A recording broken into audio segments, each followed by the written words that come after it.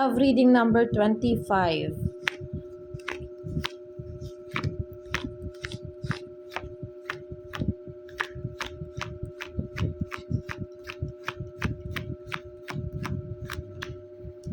Okay. May guidance naman daw ni universe nung umpisa at naging masaya naman daw, no? Kaya lang, etong kasayahan na to nagkaroon ng sigalot o problema. Still, meron pa rin daw ongoing battle. Ibig sabihin, may mga, meron kayong mga laman sa puso nyo na hindi nyo po nasasabi dun sa isa't isa. Or meron talaga nakakapag-trigger sa damdamin nyo, ma'am, na sabihin natin na hindi pa na-explore. Nandito na yung kaguluhan, hindi ka kampante. Alam mo yun, mami, sa isang relasyon, kailangan kampante ka dun sa partner mo. Nasasabi mo lahat. Ang nangyayari dito is yung okay kayo or sabihin man natin na may karelasyon ka pero hindi ganun ka-solid, hindi ka kampante or hindi mo na explore yung mga bagay mong mga gusto mong sabihin, no? Sabi dito, dumarating na sa point na yung pagiging masaya nyo dati ay gusto mo nang sukuan kasi bumabaliktad ka na.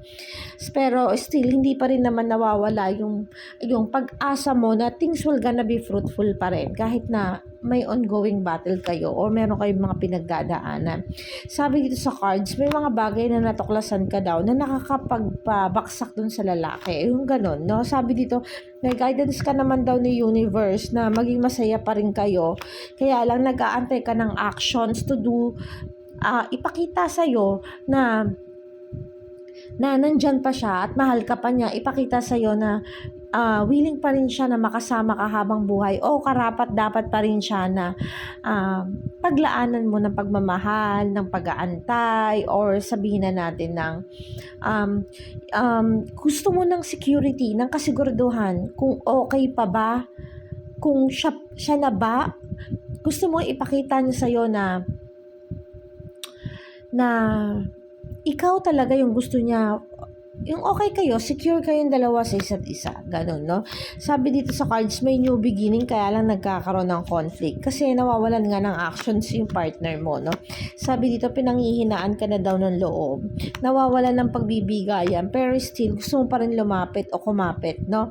Hindi pa rin naman kasi natutuluyan, nasisira kung ano yung meron sa inyo.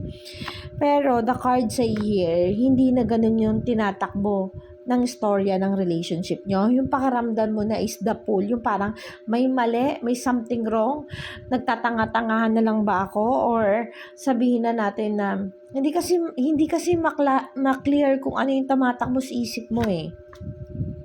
Nawawalan kasi ng teamwork, hindi mo nakikita yung satisfaction bilang karelasyon mo yung taong yon. Sabi dito, unsuccessful na, hindi na nagiging masaya. Nasasaktan ka na, na-anxiety ka na, no? Sabi dito, may mga bagay ka nang gustong malaman o matuklasan o alamin matapos yung pagiging stagnant mo, no?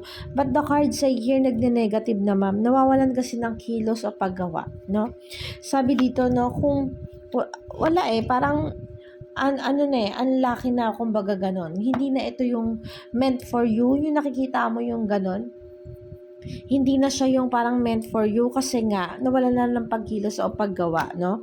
Yun yung sinasabi dito. Ito yung energy ng love life mo, no? Kulang sa pagkilos at paggawa, confused, naguguluhan ka na kasi sa mga takbo ng mga bagay na hinahanap mo sa kanya, hinahanap mo na maiaayos pa, hinahanap mo na yung pagkalinga niya. Maaaring marami kang gustong mapatunayan pa, kaya lang walang pagkilos yung lalaki or walang pagkilos yung partner mo.